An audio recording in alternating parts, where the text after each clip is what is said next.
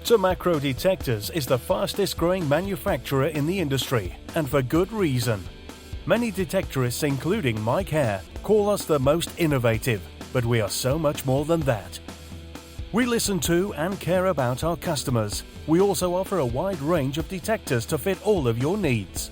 Come check out all of our products today at www.noctadetectors.com. Detectors for everyone, everywhere, a lifetime.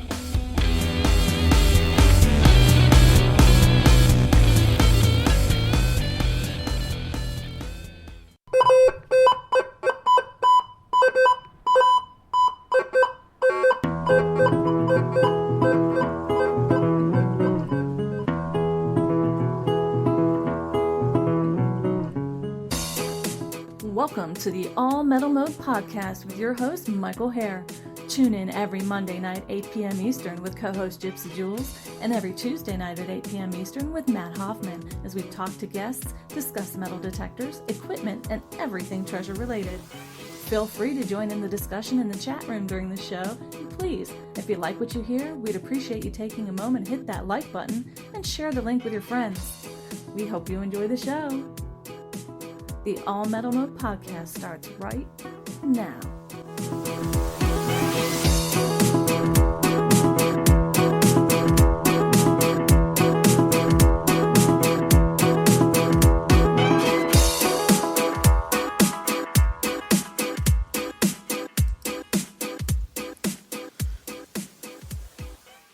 Hello, everybody. This is Mike Hare, and you're listening to the All Metal Mode podcast. So, tonight, Matt can't make it. He just had a computer crash on him and stuff. We should be back next week with him. Actually, there's going to be some changes. We haven't finalized it. We got to do some testing with Matt once he gets his computer back up and going. But I think, if not next week, very soon, we're going to have Monday nights. We're going to have Matt and Gypsy teamed up. And Tuesday, myself and Dorian. Dorian's going to be my new co-host, and I'm looking forward to that. Of course, tonight, our guest is also Dorian Cook, and he's going to be talking about the psychology of metal detecting, which I'll tell you is a great subject. I think it could be something that many people overlook and might see the title of this show and think, oh, I don't want to listen to that. I'm telling you, it's you want to tune in. It's a very good subject to be to listen to, and Dorian and I had some really good conversations earlier today about it, and we both have some good stories, I think, to share. Don't forget, you can find us on Facebook at All Metal Mode and All Metal Mode Podcast UK.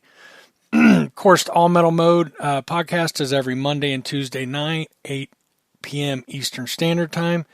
And All Metal Mode UK is every Thursday at 8 p.m. GMT or 3 p.m. Eastern Standard Time. Online magazine, Dirt Digest Magazine. I love it. Check it out, dirtdigestmagazine.com. The current issue, I'm trying to think who it is. Oh, I had it. I had the cover even in my head. Now I can't think of who it is. I think it's Daryl Miklos that we've had on, who did the Cooper's Treasure. Yeah, that was really interesting. I think he's on the cover of the interviews with him. I've got the C-Scope 6 MXI reviewing that. That's a cool, very cool detector. If you have events, your club, any hunts, anything like that, anything metal detector, treasure related, history related, you'd like for us to announce it, please feel free to get a hold of us.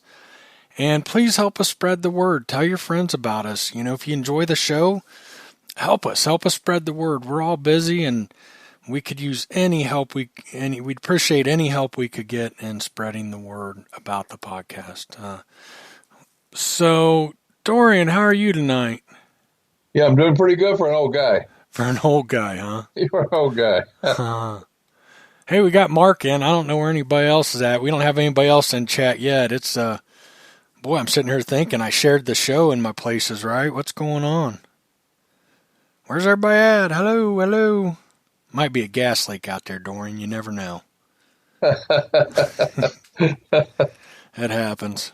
It happens.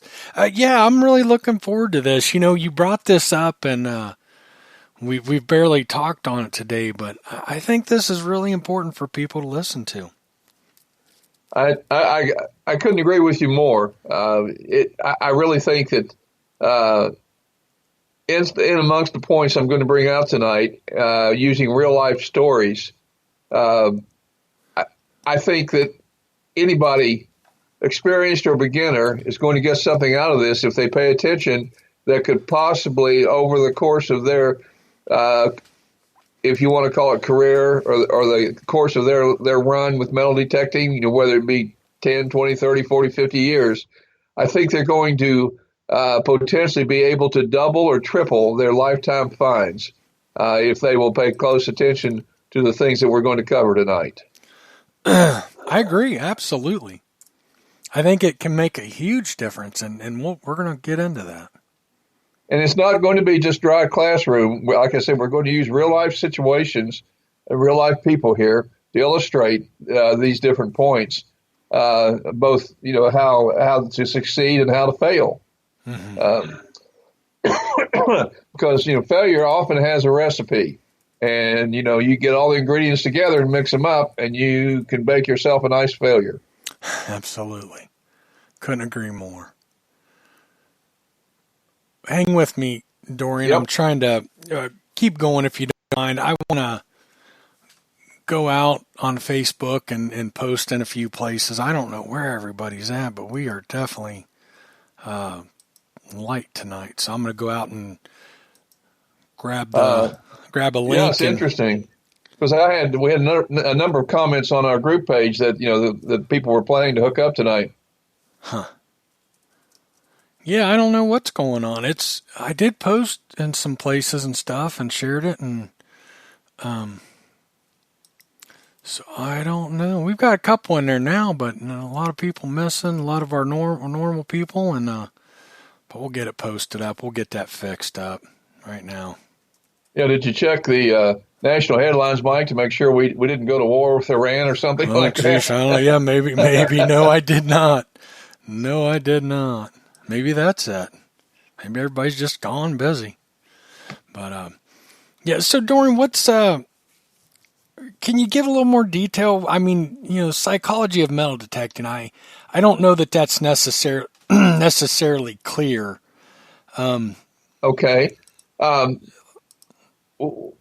People are creatures of habit, and we develop habits of thinking. We develop habits of perceiving things to be a certain way. For example, if you're in the habit of just looking up popular history books on a subject you're interested in, and you read those books, you will form a perception of the subject. Say it's a book about Jesse James. If you read, the typical books about Jesse James, you're going to have the perception that basically he was a guerrilla fighter during the Civil War, and that would be correct. But then you're going to be thinking that, well, he became kind of a famous outlaw that robbed banks and trains. Mm-hmm. And if you stop there with that perception, you are far from the truth about Jesse James. Mm-hmm. So your mind is preventing you from knowing the real story about Jesse James, you see. Right. I agree. So, but if you take the attitude that, okay, this is what this author said about Jesse James, but is it true? Is this author accurate? Does he have the credentials? Is he a really good researcher? Is he a history detective? Did he follow all the clues? Right. And now, you are a better thinker because you're not going to just say, okay, my lifelong perception of Jesse James has now been formed and it will never change. Absolutely. And then you dig in. I picked that subject because I have dug extensively into it. I have been to Jesse James's grandson's home in California and got to view all of the James records and files and family pictures and everything. And the story that came out was so incredible compared to what the accepted history teaches us today. Yeah. So by the same token, I use that to kind of ease into what we're going to be concerned about. The way you perceive a site when you go out to hunt can be the absolute critical key to whether or not you succeed or fail in bringing anything good out of that site. It doesn't matter how good your detector is, how well you're trained on it, you could still fail simply because of the way you perceive the site. And it affects the way that you hunt it. It affects how long you hunt the site. And you don't even realize that the most important part of your metal detecting equipment, which is your mind, is malfunctioning. Yeah, absolutely. You and I talked about that earlier today. About people that you can put them on a good site, and we're going to be talking about that, getting into detail here pretty shortly. But you put them on a good site, and they come out with nothing. Mm-hmm. And here's a person who has their mind honed and sharpened to be the most important tool in their metal detecting bag of tricks, and they come out with a pouch full. And that's what we want to try to help people do. Yeah. And you and I shared some good stories back and forth, and I love yours. Your first story you told me. I think we need to start there with stories. What do you think? Okay. Yep, that's the one I plan to start with. Okay, good. And, to give, again, credit where credit's due, I have been a writer for Western Eastern Treasures magazine since the 1970s. Mm-hmm. And just recently they decided not to publish the paper magazine anymore, and they've become all digital. And I do have an article on the very thing we're going to start with that's in this month's issue of Western Eastern Treasure Online.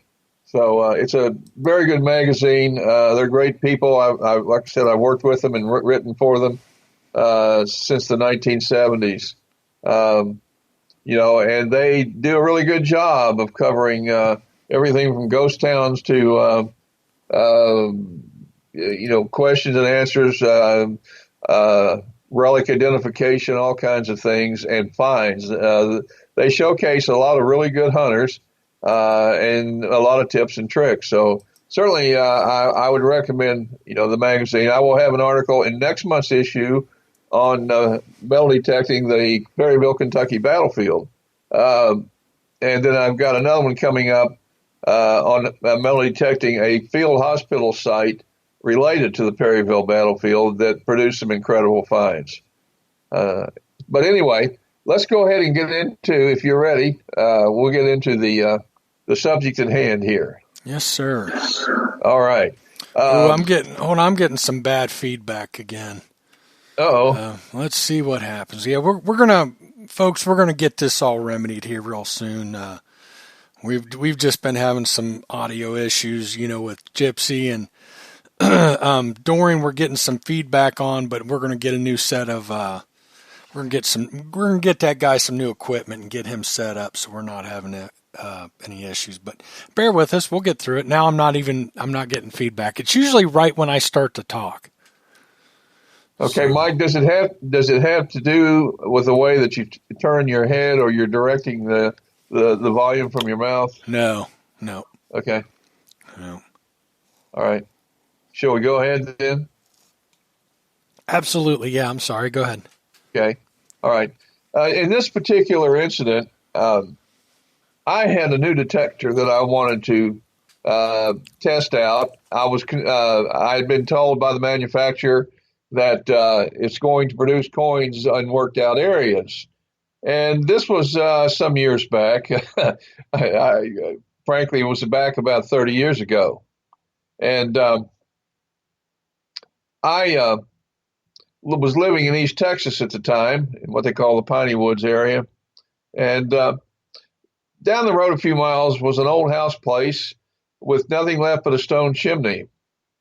And everybody and his brother had hunted it. The owners didn't care. It had been probably hunted 100 times or more. The house dated back, probably close to the mid-1800s.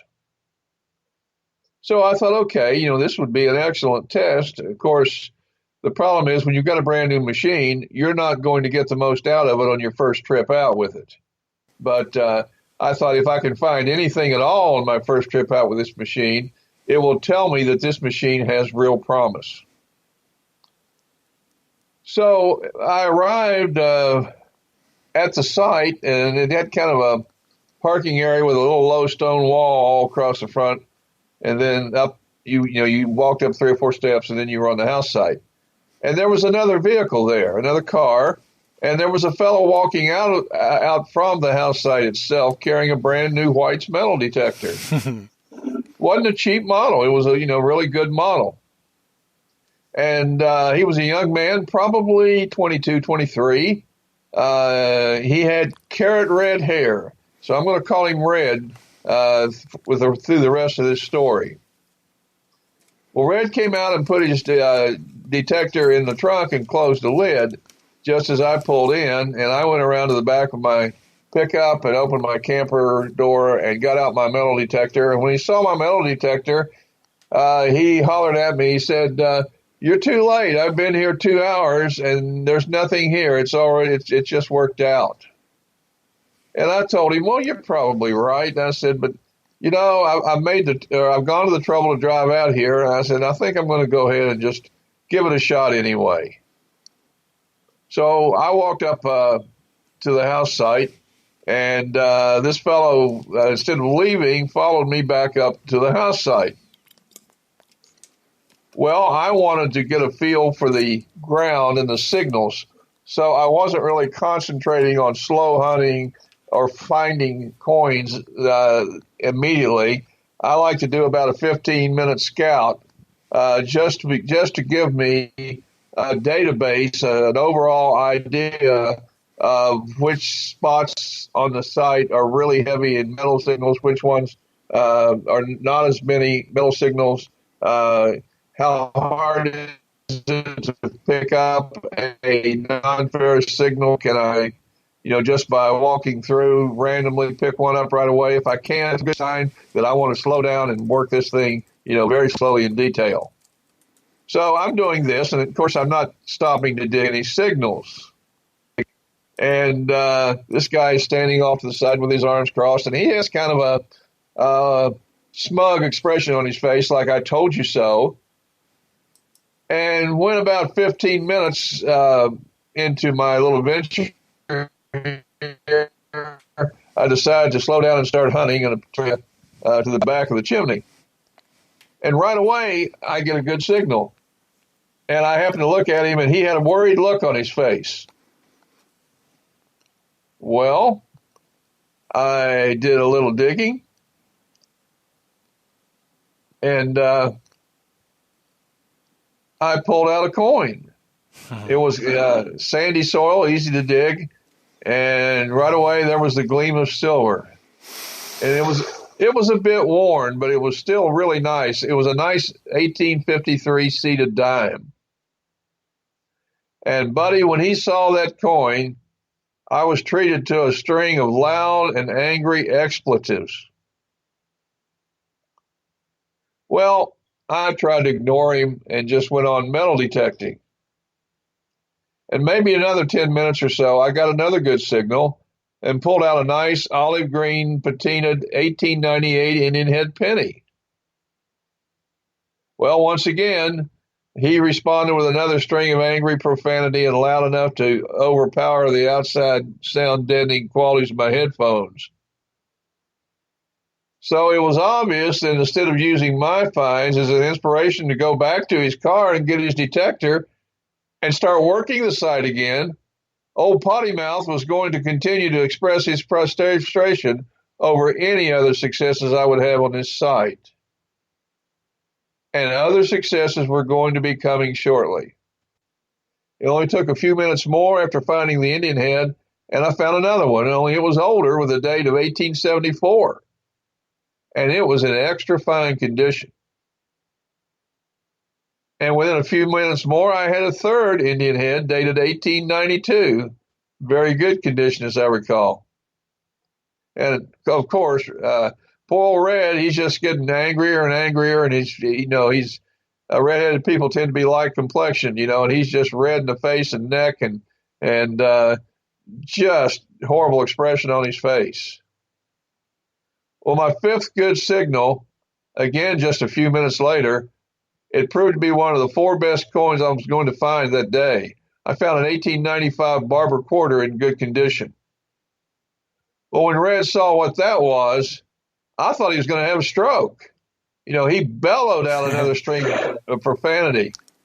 And his face turned as close to scarlet red as a human can get. Well, by this time, I was really starting to get irritated by his bad behavior. Yeah. I'm starting to do the slow burn, and then I found my 6th find, and it was another dime. This was a Barber dated 1898. And, of course, Ray had reacted badly when he saw that one. By the time I got my 7th 1800s coin on this worked-out site, which was another nice Indian head dated 1897, I'd been detecting for less than 2 hours. And when I located my 8th and final coin of the day a few minutes later, it proved to be the best find of them all. It was a silver half dime dated 1838-0 for New Orleans Mint. Hey, Dorian, real quick, we've got a question. We're talking in the chat. How long ago was this? About 30 years. How do you remember all these dates? I wrote an article on this recently. Right, I knew that was coming. I have my article here in front of me to refer to. That's what I figured. I have the coins. I still have the coins, and I have them together, as a little display because they came from that one site. Yeah. And because at this site this hunt turned out to be a very significant hunt, not only for me, but hopefully for those who are hearing the story. Mm-hmm. Well, anyway, I'm really thrilled when I got that half dime. I love half dimes.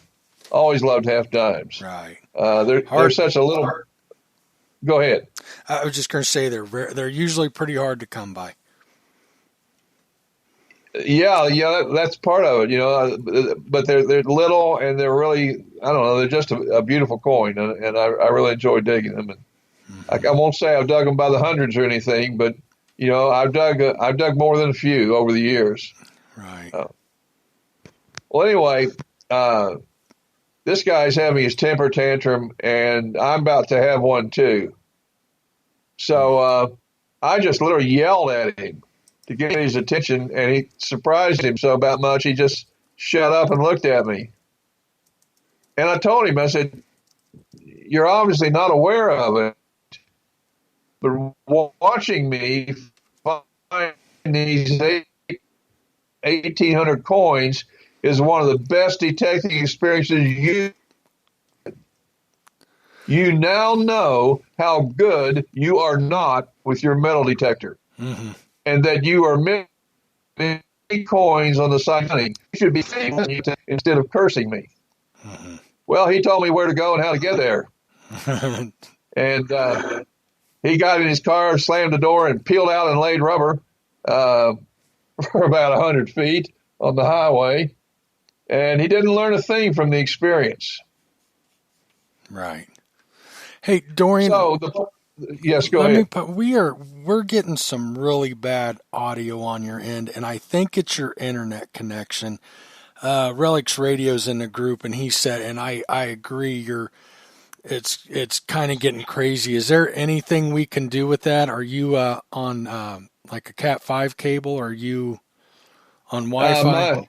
My Ethernet cable stopped working, and I'm waiting on the company to get out here and fix it. It's not in my cable; it's in the router.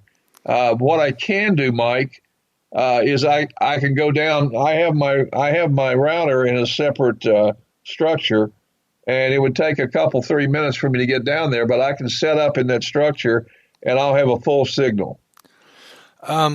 If you can do that and be comfortable, because we're getting some really like digitized audio from you, it's either that or we can look at going to the phone, back to your phone instead. I just don't know if we can get through the whole show the way it's going right at the moment, though. Okay, well, you'll have to give me about 5 minutes, and why don't you? I'll see if I can just stay connected on Skype here. And what we can do is, let me mute you. You go set up, and then can you send me a Facebook message when you're there, when you're ready? And I'll tell a story. I'll keep it going. We'll come back with your story. Finish your story up. Okay. About 5 to 10 minutes max. Yeah, take your time. I got this. All right.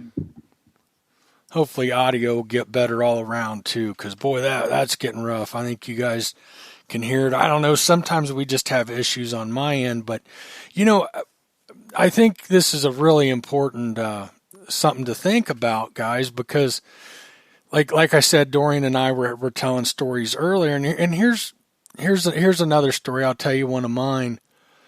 You guys remember when I went back to Ohio last fall, and me and Matt leading up to it were joking about who was going to beat who out in the fields and this and that. And so we had a pretty rough day the day he showed up. I mean, we hit site after site, and they just weren't producing like they should. When you go to your typical field site in Ohio where an old house was, you're going to find a handful of buttons, a couple large cents. You might luck into a good silver coin. And man, we just weren't pulling much of anything out. It's getting close to dark, and we're going to hit this last site, and we're still not hitting anything. The iron debris there, everything else. And Matt hits a seated half dime. And, like what I was telling Dorian today, right then and there, I could have been defeated. I could have let that defeat me. I could have let it brought me down. If I let it get to me, I'm not going to concentrate on my signals. I'm going to rush along, and I'm going to have issues, right? I mean, I think we've all been there. But, first off, I was happy for him to find it. He drove from Cleveland. I think it was almost a 4-hour drive. And, good for him. All that was fun and games when we were joking on the air and, telling each other we were going to beat each other. But I didn't allow it to affect me while I was out there field hunting. And even though he'd found this half dime, and most likely he's going to rub it in and we're going to have fun, so what? It's all fun and games, right? Next time it'll be me, whatever. And that's when I hit that flying eagle pinning. Now, in my opinion, I'd rather have a half dime. I've found more flying eagles than I have half dimes. I know flying eagles tend to be more rare, but if I'd have let that get to me, I can almost guarantee you, if that would have happened 15 years ago, I'd have let that get to me, and I couldn't have concentrated to hear that signal. And that's what we're talking about tonight. We've all been there, and it's about keeping things under control, keeping your emotions under control. Like what Dorian's saying, this guy got mad, couldn't believe it, and left. What I would say, if you ever run into something like that, learn. Talk to that guy. Don't get upset. He just found a bunch of stuff that you thought was hunted out. Find out why. Ask him. What's he doing different? Why was Dorian so productive there? What made him him be able to do that when I thought it was hunted out. And it'll help you. You got to keep, I've hunted with guys. There's some stories I don't want to tell because there's some people listening or might listen. I don't want to put any names out there. I guess I can share this one and keep it anonymous, of who I was hunting with. Years ago, I was hunting a spot. Let's just say it had the potential to give up a lot of silver coins. It wasn't, though. And it was getting late in the afternoon. Nobody had anything. A small group of us went. And I stopped and I thought about it. We were on a lot of land. And I thought, I thought outside the box. Let's just put it that way. And I walked off in a different direction, and the guys could just barely see me. And all of a sudden, I'm digging up a silver coin. I'm digging up another one. Well, they seen me kept bending down, and these guys come running. Well, these were common silver coins. I didn't really care, but they jumped right in there with me. And I think at the end of we hunted maybe another hour until dark, probably at the most. And I think I had 12 or 13 silver coins, and they each had found one out of there. And I honestly believe, now these are some good hunters running some good detectors. I honestly believe they let their emotions get the better of them. And they weren't listening to the signals. They were trying to catch up. They were trying to make a find. They were aggravated that I'm just pulling them out. It got so bad that I started laughing. I started laughing at them because I found it hilarious. We're in a, let's say 20 square foot area, 20 foot by 20 foot roughly. We're in a pretty small area, and they're all around me and walking in front of me and walking beside me, and I would go right to where one of them was, and I'd hit a silver coin. And it got to where it was comical because every silver coin I hit, I saw them defeated a little bit more. And I don't mean to laugh at that, but guys, you got to keep your emotions under control. When you get like that, I've been there. We've all been there. But it'll make a big difference. I was telling Dorian today, it's one of the reasons I kind of prefer to hunt by myself. Of course, we all have those friends that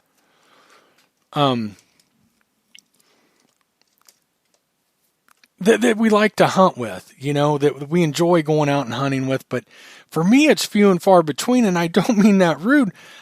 When I put my headphones on, I'm tuning into my tones. Me and the metal detector are in the middle of a relationship. It's very intimate.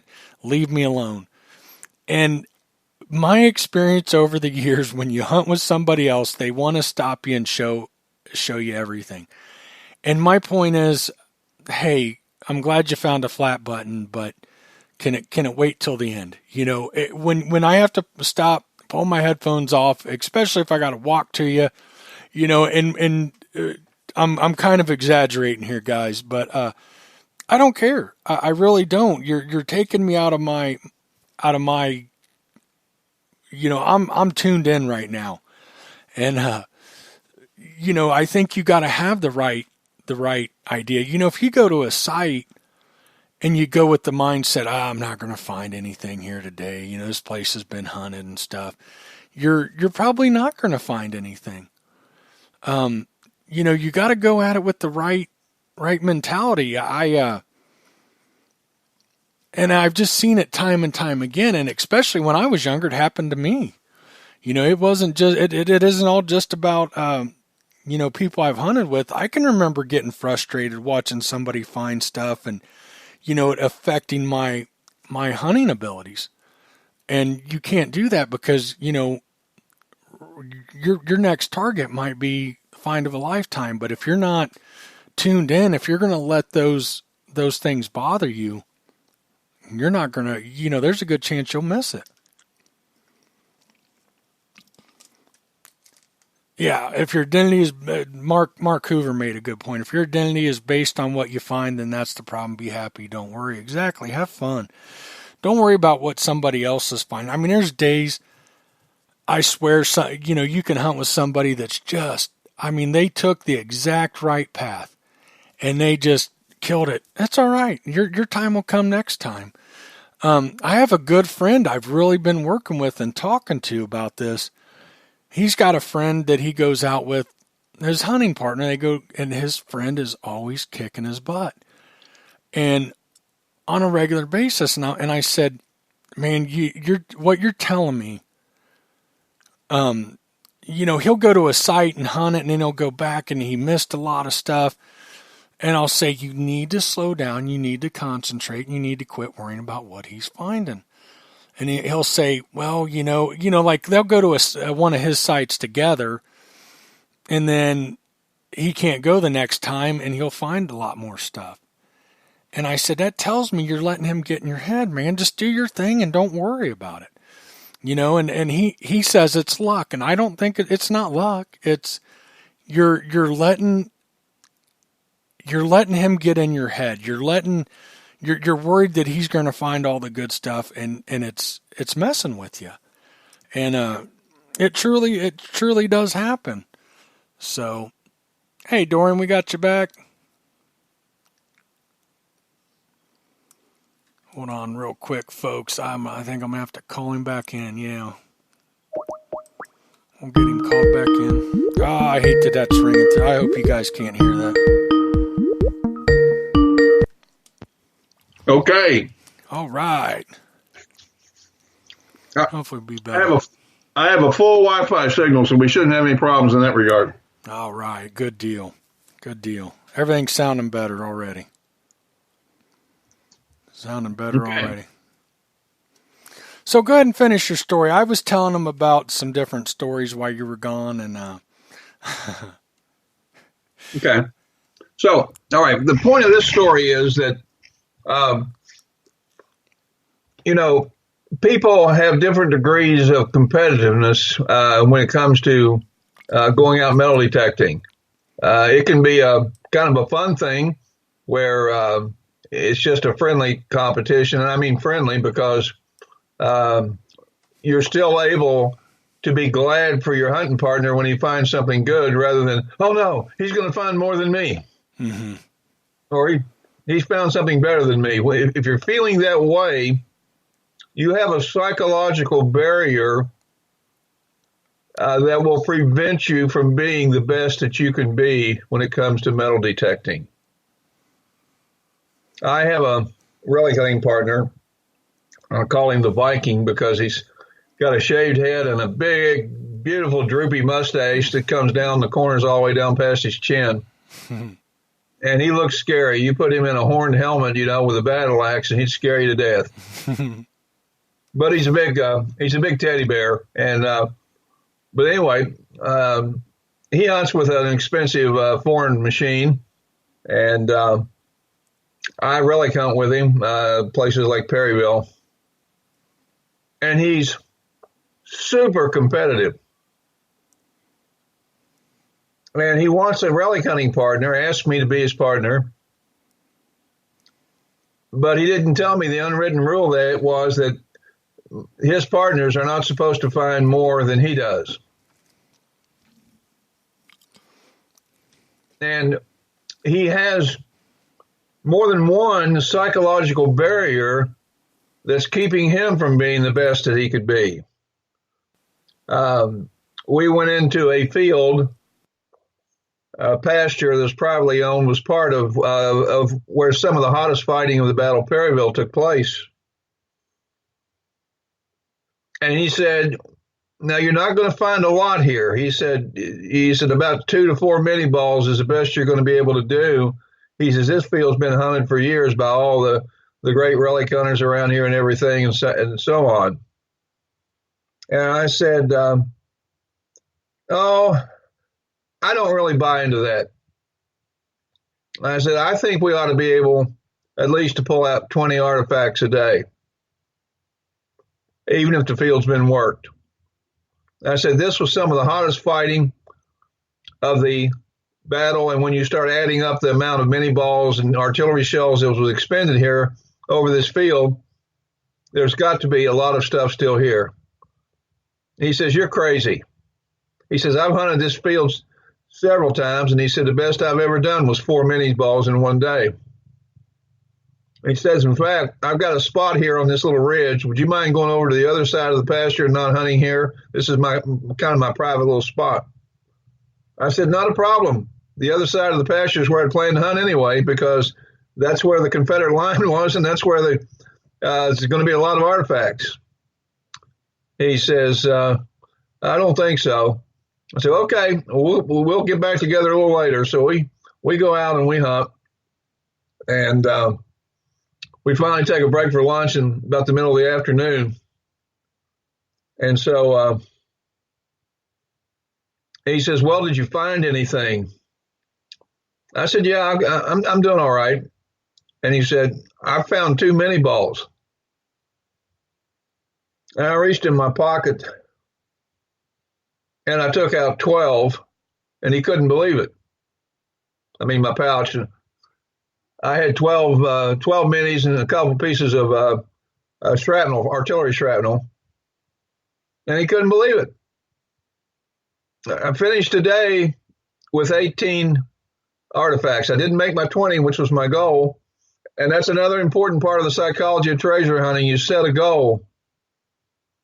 A couple guys that are hunting a good Civil War site in our group up in West Virginia, I think they might be listening in. If you are, guys, hey. They started setting goals, and they started reaching those goals. Because the thing of setting a goal on a site, it's really a powerful psychological tool. And you will work harder to reach that goal than if you just go in there with kind of a lackadaisical attitude and say, well, let's see what's out here in this field today. So in the next hunt in this same pasture, my relic hunting buddy and I, the Viking, he got 3 mini balls, 3 artifacts, and I found 28. The third hunt, he was beginning to catch on. He was beginning to believe that field was full of artifacts. And he actually had his all-time best day because he started believing what I believed right from the start, that there was artifacts to be found, a lot more than 2 to 4 a day. And he got 11 on his third hunt with me. But I had 33. So you see the point. It changed his whole thinking about that pasture and about his relic hunting. And he realized, I have been leaving a lot of stuff because I decided in my mind that there's only going to be 2 to 4 finds a day. That's one of the worst, most crippling things you can do. About the only thing worse would be just to turn off your metal detector and hunt with it off instead of on. Very true. And, you might not see this come to pass on the first time you try it on your next site, folks.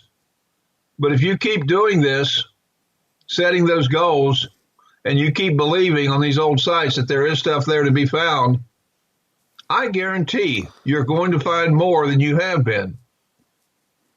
Don't you agree with that, Mike? Absolutely. Absolutely. I got to say, I don't usually go into a site with expectations, but I go in with a positive outlook. We've all hunted those sites where people say, you're not going to find anything there. Everybody's hunted it or whatever. And you can't go in there with that mentality. You got to go in with, hey, I'm going to give it my best. You never know I don't care if it's been hunted. It doesn't mean they knew what they were doing. But I don't set goals or expectations. I just go in there and hunt it. Well, try setting goals and expectations and see what happens. Well, I guess I could try that. Yeah. It won't hurt to try it. Yeah, it doesn't hurt. Yeah, if Keith were here with us as last night, he'd be saying, "Amen, brother," because he knows what I'm saying works. He's proven it, and Keith is an example. Anytime Keith and I went out, as I mentioned, the guy it's almost a supernatural ability to put his detector over great finds, great coins, and I cannot keep up with him. I couldn't compete with him if I tried to compete with him. He just does it. And I can't do it like that. I make good finds, and I have a pretty extensive collection of stuff that I found. But with Keith, when I go out with him, I just had to come to expect at the end of the day, he was going to have more goodies than I was. But sometimes in Keith's case, I couldn't find anything that he was doing that I wasn't. Some secret to finding these good finds. He just seemed to always put his detector over top of them. And, if you don't put your detector over top of that find, you're not going to find it. Well, too, I think skill level plays a part in this too. I mean, if it's somebody that's got a ton of experience and somebody new to the hobby or with a new detector, and, Keith has got to be, I would think, one of the best out there at understanding detectors. I mean, the guy works on everything. He's the only guy in the country. That guy probably knows sounds to detectors that haven't been used in 20 years and can pick it up and tell you exactly what a coin, a dime sounds like on edge at 6 inches with it. I would suspect. So I think some of that plays into, I'm not saying you're not skilled, but I doubt many people are as skilled as that guy. At skill level, there's one thing that you can't substitute for, and that's that edge you get from hunting continually. I hunted with a fellow in Tennessee. I really hunted with him, and he was supposedly disabled, but for a disabled man, he was still able to go out and hunt relics, Civil War relics, 10 hours a day, 6 days a week. And he invited me to come up and hunt with him back when I worked for Garrett. The Garrett rep got a lot of invitations. That is a fact. That was one of the perks of the job. And so I went up to hunt with him, and I would get out and hunt, maybe 4 days in a row every 6 weeks. And so that 4 days in a row hunting, I would hunt 10, 12 hours a day. And by the end of those 4 days, I was getting pretty sharp on signals and things. But still, that would not make up for the fact that he was hunting every day, 6 days a week. And we got on to a site in Lebanon, Tennessee. Well, there'd been a battle. And I wasn't doing any good at all. We both had Garrett Deep Seekers with 14-inch coils with the old analog meters on them, Mike. And as the day wore on, I think I had something like 4 mini balls, and he had over 50. Wow. And I wasn't used, frankly.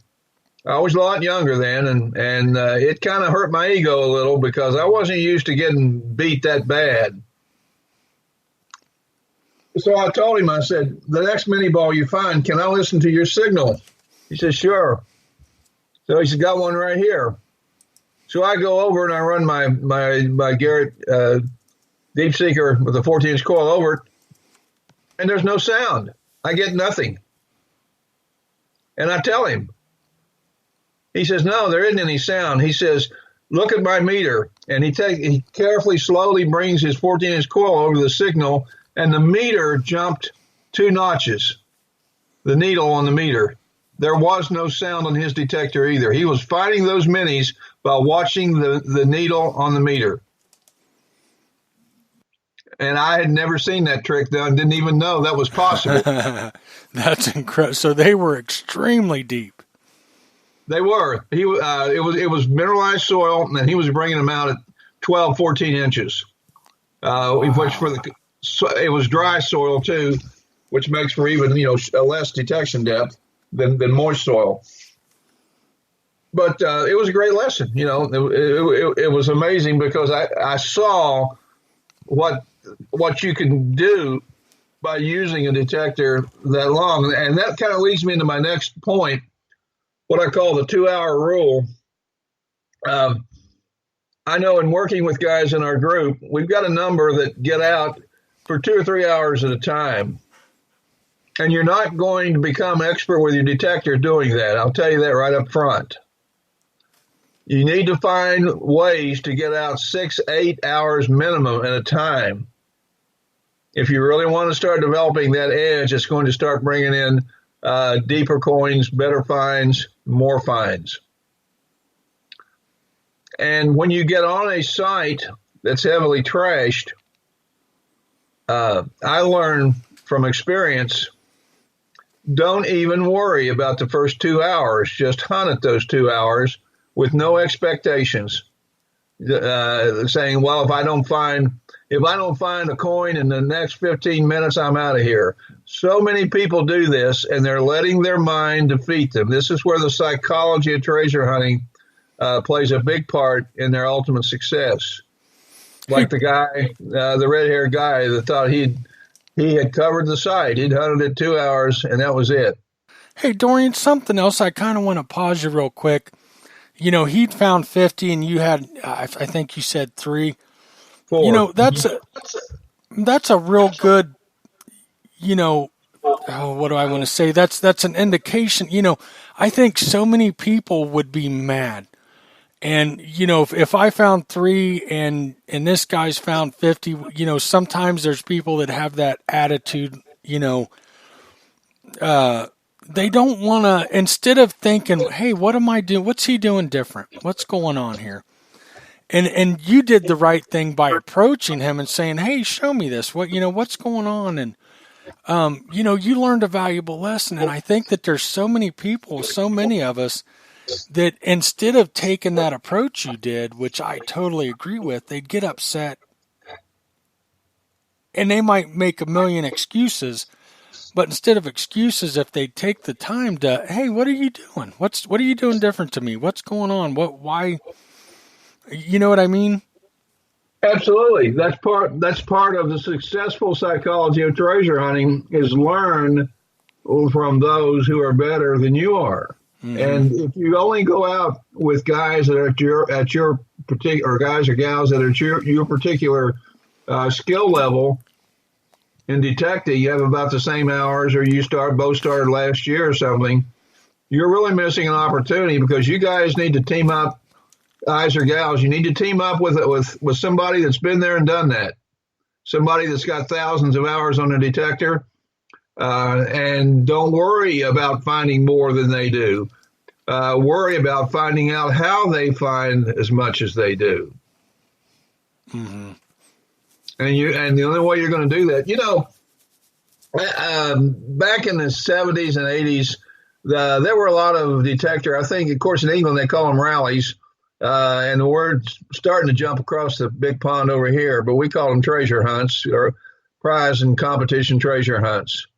And, usually the events were divided into 2 different types where you buried coins, silver coins, and prize tokens in a field, and everybody paid an entry fee and went out and hunted it.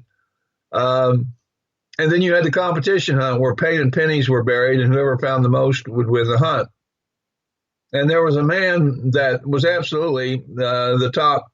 He proved himself over and over again. And I think, I'm pretty sure he's still alive, still living down in Memphis, Tennessee, named Jesse Blackshire. And Jesse was the all-time king of competition treasure hunting for the men. He really was. He was the absolute best. And I think anybody that ever hunted against him would agree with me. So I had never even placed in a competition hunt. I got in them, but, I wasn't coming close to the totals on finds. So what I did, I started volunteering as a hunt marshal instead of hunting in the competition hunts. And I volunteered in the hunts that Jesse Blackshire was in. And I followed him around the field, and I watched him make his recoveries. And he had the fastest technique I'd ever seen for finding and getting a coin out of the ground. And so I started imitating him. After 4 or 5 of these events where I followed him around and watched him, I started imitating his recovery techniques, and just a couple of hunts more, and I won a third place. I placed for the first time. The next hunt I got in, I placed second, and the third one I placed first, and then I won 3 more firsts in a row. And all because I had watched that man, and he had taught me how to win competition hunts. Mm-hmm. That's incredible. So the point is, seek out the best that you can find to hunt with. And, it's just like in our group, we have a good mixture of younger and older guys. I mean, we have probably 3 dozen guys at least with 50 years experience average. And, man, if you could, younger guys can, I would make friends with these guys and say, hey, can we go out? Can you go out? Can we go hunting? Can you, I'll find the sites, you come and hunt with me and teach me everything you can. And that can really, really shortcut you to becoming one of these guys that everybody oohs and ahs over, and they're always in the magazines with all these finds and everything. But you're not going to get better hunting against people that are not as good as you are or at the same level. I mean, you'll get better from the extent that you're obviously putting in time in the field. But if you really want to get better, hunt with the people that are already better. Right. And learn from them. Don't get disappointed when they beat you at a hunt or, whether it's competition hunting or whatever, learn from them. I'm not afraid to still learn things from people, and there's all levels of how much experience people have out there or, different styles of hunting, different, hey, I'm good at some of it, but, I'm not a water hunter. I'd like to do some more water hunting. And Gypsy and I are planning a trip here in the next month or two. It looks like it got pushed back again. But, I'm going to rely on her. She lived in Galveston and did it for years. It's okay not to be the best or find the most. Learn from that. I got a story I didn't even tell you, Dorian, and I think I'm going to eventually tell it tonight. It's pretty frustrating, but it's a good one. I think it's something to learn from. But let me get to a couple questions here. I think we got a couple. Dorian, were you using the wiggleback to pinpoint in the competition? What? The wiggleback method. I don't even know what that is. Okay, I don't know. I don't think you do it with a concentric. I never have. I've never liked the wiggle back. I know on the double Ds you can wiggle your coil back, and at the end of your coil, the target's there. It's a pretty quick and easy method for doing it with double D coils. I don't know if it works with concentric or not. I don't like it. I've never had luck with it. At least with a couple of the detectors I used. So you were probably Xing them with a concentric coil? Yeah, I had a method that I developed for the Garrett detectors where I could do what's called detuning. Some of the old timers listening, if there are any, may remember what that is. I don't know if I was the actual inventor of it or not. I don't know anybody else who was doing it before me. I developed it in the late 70s, but I could take even the 14-inch coil, which of course I didn't use for competition hunting. You use a lightweight coil, but I could take any concentric coil and using the toggle switch or the push button at the end of the handle on the Garretts, I could shrink the coil down to where it was the size of a quarter in terms of the area that we would pick up. Okay. And the rest of the coil was dead. It would not pick up the signal. You can run it right over the competition and prize coins are only buried an inch or two deep. But I could pinpoint really fast. What I needed to see was how Jesse got the coin out of the ground, and he had a technique that it was amazing. And I've seen that he would stick that trowel that he had, the flat blade trowel in there, kind of like a lesh tool, but a little different. And I watched this coin just literally walk out of the hole and walk up the blade of his digging tool, and then he just popped it in the air, and it was in his pouch. And he was already swinging his detector while he was putting the find in his pouch. That's incredible. Hey, we've got another question, and I would like to answer it first, and then if you've got something else for him, you might know better than I would. But I'm going to take a swing at it. Rich Wolford said, Dorian, any tips on finding relics in rusty, nail-infested tent bottoms? So many nails you can't see or hear any good signals through it. Digging it up and sifting or using a pinpointer is all that's working so far. Rich, I am a huge fan of analog detectors and heavy iron. When I'm in Ohio, I now live in Texas. I did it for years in Ohio, and I still go back. I've been going back 2 or 3 times a year to visit family. And there are some amazing digital detectors on the market, don't get me wrong. But nothing works in that heavy iron like a good analog detector. They're made for that. It's where they really shine. I have no use for an analog detector in a park where there's modern trash or anywhere there's modern trash. But when I'm relic hunting and there's not modern trash, give me an analog detector. I just did. Now, the C-scope, I don't know. I'm not in mineralized soil, and I've spent very little time in mineralized soil overall. But there are some really good detectors on the market. I have heard great things from George Kinsey about the let me think, like the Deep Tech. The Vista X is getting ready to hit the United States. Now, he hasn't used the Vista X, but he's used other Deep Tech. They're made in... give me a second, in Bulgaria. And he said the soil in Bulgaria is very bad. So their testing is those detectors work really good in mineralized soil. Now, I haven't used one yet, but like the C-Scope 6MXI, he said the problem with something that he's heard about the C-Scopes is they're made in England, where they don't have an issue with mineralized ground.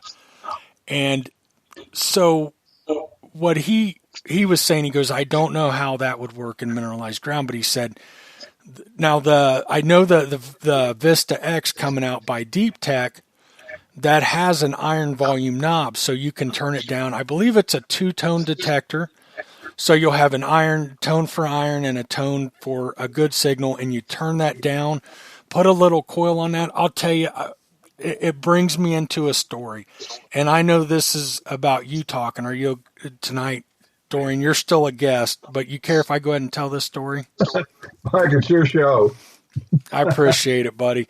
So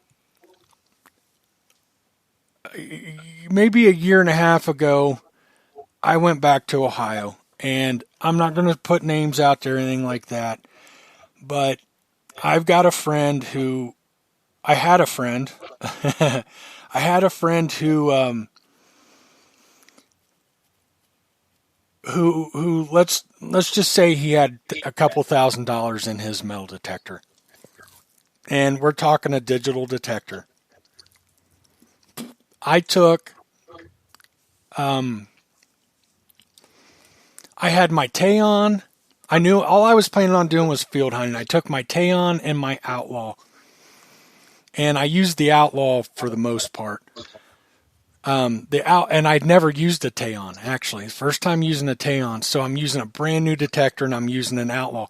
Outlaw was, I believe, $425 without the extra coils. It was $525, I want to say, with the 3 coils and 3 lower shafts. So I hunted with that, and time after time, I was doing better than him. And this person's had some medical medical problems over the years that make him, how do I put it? He's got some issues from medical. Let's go with that. And I could see him getting frustrated and this and that. And I said, look, man, it's, hey, whatever you want to use or whatever, but I'm just telling you, analog, don't get upset. I know you got a lot of money in that detector. It's a great detector, but analog just works through this stuff better. And one of the things that was aggravating him, is he would come across a deep iron signal. And he'd say, do you hear that scratchiness? Listen to this. I bet you that's a deep coin. What's your detector say? And I would go over with it, and I wouldn't get anything unless I dropped my disc down to accept nails. And time again, I'm like, I would say, my detector's saying it's iron. He would dig it, and it would be iron. And he was getting frustrated. Well, we got up into a field site that had the most iron I've ever hunted at a site. And these field sites where old houses and stuff are loaded with iron, just loaded. And I was hunting right in the worst of the worst of it with an 8-inch coil, and he was using an 8-inch coil, and he would come into it for a minute and he'd back out. He couldn't take it. His detector's clipping and going crazy and giving him, just extremely crazy tones and clip targets and stuff. Now, I didn't find anything good in there. I found a couple musket balls, but I had a handful of copper and brass, a couple musket balls, stuff like that. None of it was good, but it was all good junk. It was copper and brass. All of it could have been a good coin or a good relic. And so we had a falling out, and it really disturbs me. He accused me much later, over a whole nother incident of trying to try to make him buy a Tesoro, and I didn't even respond to that. I never, what I mentioned was, hey, it'd be a good backup, because he was getting frustrated. I was doing so good with it. And I said, hey, use what you like or get one as a backup. They're affordable detectors, and they it's just the analog technology. But that was his take on that. It wasn't that I was trying to show him something or that I proved something to him. He took it as almost an insult. And I think if you go into things like that, instead of saying, whoa, I hunt fields almost exclusively, I've got this, I've got $2,000 wrapped up in this detector, and this $400 detector is impressive. Instead of taking that away from it, he took something negative away from it. Okay, Dorian, I'm stepping off my soapbox, buddy. Okay. Yeah, and Mike, you're talking about, help me out here, who makes the Taon? That one I'm not familiar with. That was a Tesoro. Okay. All right. Well, what I was going to say to Rich, you can use Messenger on our group page. Talk to Roy Rutledge, because I don't know anybody personally who's more expert with Tesoro detectors than Roy Rutledge. And Roy could recommend a specific unit and could talk to you about his experiences and conditions just like the ones you're talking about, because I've got a feeling that there's a Tesoro that will do what you need it to do there. I know when Roy went hunting with us, I'd look at that little Tesoro, and here I'd have my Garrett Deep Seeker, and we were hunting Civil War battlefields in swamps in Arkansas and other places. But I'll tell you what, when it came time to end of the day to show and tell, he was right up there with everybody, the best, the people that found the most with his little Tesoros. So that, Rich, would be my recommendation. I have played with a Tesoro, but I've never really used one enough to get expert with it. But Roy has, and like I said, he might be able to help you out on that. If there were any good source of BFO detectors, and a lot of people don't even know what a BFO is these days, it stands for beat frequency oscillator. And Garrett was just making the transition from BFO detectors to TR, or transmitter receiver detectors, when I went to work for him back in '76. But when I did some work to help Detex metal detectors upgrade their equipment after I left Garrett, they had a bunch of parts. The owner had died and his son had sold the business to somebody, but there was a bunch of parts for making the BFO detectors that they had built their business on originally. And I made me a little handheld BFO about 18 inches long with about a 4.5-inch coil on it. And man, I could go into the dumps at the fort sites and things that were loaded with nails. And that little BFO would pop buttons like there was no tomorrow. I mean, you had to get it within about 3 or 4 inches of the button, but it would go through those nails and pick out those buttons. And I've often regret that I didn't hang on to that little BFO unit. Go ahead, Mike. I was just going to say BFO is before my time, but I've heard of some good BFO technology. Now, Rich, I would almost stay away from Tesoro, and here's why. For one, there was some things that I wish they would have done that they didn't do, and that's why they're out of business. Number two, I've been looking at prices. Instead of going down, prices are going up. You're going to pay more now for a Tesoro than when they were in business, and you're not going to have any kind of warranty. If you need even simple things like lower shaft or nut and bolt kit, they're getting crazy expensive. But not only that, I think that there's some better stuff on the market now. The Vista X, I haven't used one. It's matter of fact, it's only been in testers' hands so far. But really good stuff is coming out about it. And I would say give it a few months and see what that's doing. With that iron volume, you can work in that heavy iron. You can still listen to the iron so you know what's going on in the ground, but you can turn the volume down so it's not full blast in your ears. It's from Bulgaria. The Deep Tech detectors, which makes the Vista X, are known for being really deep in heavy mineralized ground. So I don't know where you're at, Rich, but if you're in mineralized ground, you want to look at something like that. Another one I've heard a lot about that I'm interested in is the 4WD. I'm trying to think which detector who makes that. That is in that is also out of Bulgaria. Give me 1 second. Let me look it up because that'll drive me crazy. Golden Mask makes the 4WD, and I've been hearing some really good things from that. It's got a switchable frequency. It also has the iron audio, and I've heard it does really good in mineralized soil. So I think I would look at those. There's nothing wrong with a Tesoro. I mean, none of them have the iron audio set two-tone. They're all single tone. Some of their older ones do, but they're really hard to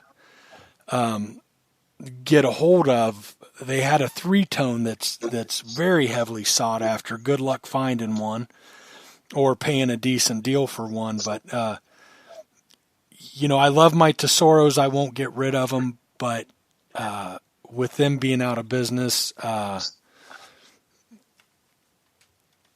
okay, Rich says he's not mineralized. I mean, if you can pick up a cheap Tesoro, if you can find one cheap, I think you're going to overpay for them now. Maybe down the road you won't. Yeah, go ahead, Dorian. He can get one through Keith Wills. Keith has used ones. There you go. Now, I will say, though, these newer ones with the iron audio, I do like that better. I can still go in these fields with my Tesoro and keep up with anything, but you get less clip tones that you can run it wide open, turn your iron audio down, and I do prefer those over the Tesoros now. But that's totally up to you. But yeah, Keith would be a great resource. He's probably got tons of stuff in stock for the Tesoros. Me too. So, you have a source for parts and repair. Absolutely.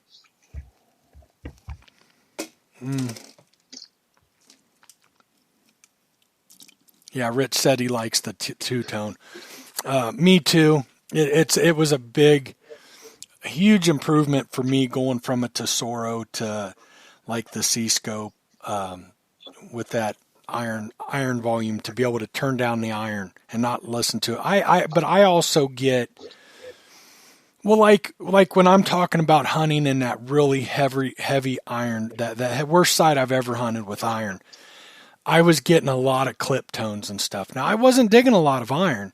I just had to do a lot more investigating, because on a Tesoro, you have to disc out iron. It's a single tone detector, where these ones with iron audio, they're two-tone, and the one tone's iron, you can turn the volume down, and that you're not going to get the clip tones. You're not listening to it full blast, and they will work through the iron better, more efficiently. Not saying a Tesoro can't keep right up with it, but you're going to have to hunt through it slower, and you're going to have to weed out all of those clip tones and stuff. Does that make sense? Does that make sense, or did I talk so much I confused it, Dorian? I can't help but thinking we're a little bit off subject. Yeah, a little bit, absolutely. Sorry about that. Let's bring us back in. Reel us back in. Well, let's see here. Let me get my back up. Okay. I want to talk about my efforts to educate the pros. Charles Garrett had a lot of friends that were considered themselves professional treasure hunters, and not everybody who considered themselves a professional treasure hunter. Well, I guess anybody can be a professional treasure hunter, but some of these guys were not really much in the way of treasure finding. But this guy had written a book with Charlie's help, and he was a kind of a personality, a celebrity in the metal detecting industry out on the West Coast. And he and his partner had hunted in the San Borrego Desert around San Diego, and they had found some Spanish armor and stuff. And so they'd come down to Texas to visit the factory, and I got instructions to take them on a Civil War relic hunt. They'd never been on one. So I took them to a swampy battlefield called Jenkins Ferry, Arkansas. Some of you listening may have had some experience there. And we all had Garrett deep seekers with a 14-inch coil. And what I would do, basically, I didn't have to buy my Garrett detectors, obviously, when I worked there. I would usually just go back and get a new one out of the stockroom. And so I take them to a spot, and I say, okay, we want to start hunting here. And I said, but our best finds are going to come in the afternoon. We started a little after 8:30 in the morning. And they were real cocky about the whole thing. Oh, yeah. They thought, sure, they were going to start digging artifacts just immediately. So they weren't finding anything. And I started to pop a mini ball here and there. And by 10 o'clock or so, I had 12 to 15 minis in my pouch. And they didn't have any. And they started complaining. You got a special souped-up detector, blah, blah, blah, blah, whine, cry, moan, gritch. These two grown men, these professional treasure hunters, are just really dysfunctional, frankly. So I told them, don't despair. Like I told you, the best finds will come in the afternoon. Well, they went on with this thing about, no, you're finding because you got a souped-up detector. See, it couldn't be because I was an experienced relic hunter. It had to be the detector, because their egos wouldn't handle me being better at anything with a metal detector than them. So I finally grabbed the metal detector out of the hand of the big guy, and I stuck mine in his hand. I said, here, you use mine. So we went on hunting. I kept finding minis. They found one or two. And as the day wore on, they started to find more. We got after about between 3 and 5, they're starting to hit them pretty regularly because they're finally starting to get the rhythm, get the sense of what these Benny balls sound like, the deep ones in the soil. And they were very deep because the battle had been fought. The river bottoms had been flooded when it was fought, and the soldiers fought in knee-deep water. And everything they dropped and everything was fired, got churned into this sandy river bottom soil. And I recovered. There was no mineralization at all, and I recovered single minis in this soil at 23 and a half inches measured with a tape measure. So with a Garrett with a 14-inch coil.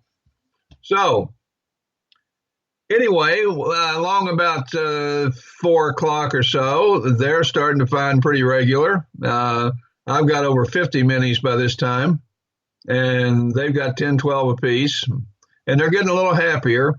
And so then they start in on, well, you saved your best spot to last. Why didn't you take us to this spot immediately this morning? I said, I did. They said, what do you mean? I said, look at that tree over there. You see that where the bark's been slashed with my big Bowie knife?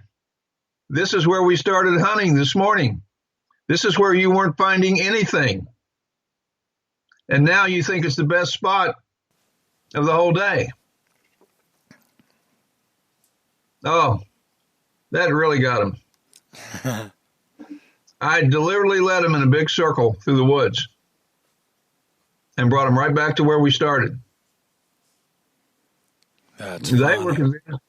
They were convinced there was nothing there. See, because here again, we're right into the heart of the psychology of metal detecting. Their ego would not let them face the truth, and the truth is, you're inexperienced in this type of metal detecting. You're going to have to pay your dues on it. You're going to have to learn it. And the fact that I got them digging mini balls before the day was over, I was a little bit proud of that. Yeah, absolutely. And, they went home with 15, 20 mini balls apiece, and they'd had a successful Civil War hunt. And I found, almost every day I spent there at Jenkins Ferry, I don't remember ever coming out with less than 50 artifacts. So I was just doing my usual, amount of finds. And these guys, like I said, they were learning the ropes. But you see how the ego gets in the way, even with these so-called professionals.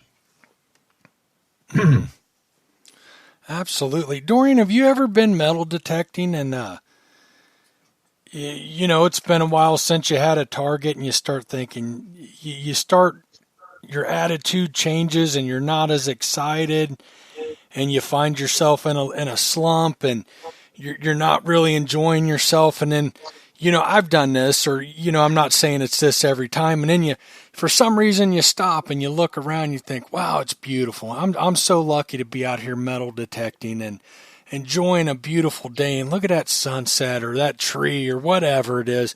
And then all of a sudden, that frown, you start to smile and just appreciate being out. And then all of a sudden finds start coming. I'm thinking. I can say I have. And I think I think it's more about, I think that's the psychology of it. It's not that, all of a sudden I walked into a different spot or something. It's my attitude changed, and it caused me to have better focus and not worry about what I'm finding and just enjoy it and listen to those tones and all that. So, I'm always appreciative of the beauty of nature around me. One of the reasons I like to hunt Perryville, it's one of the most beautiful areas. It's such a dichotomy that such a beautiful area has so much bloodshed on it. It's just amazing. But the sunsets down there are beautiful, and my partner and I sometimes, we take our headlamps and we'll hunt till 9, 10 at night after it gets dark, watch the sun go down completely and the clouds turn red and all that. And that's a part of the experience for us. So that's always the case.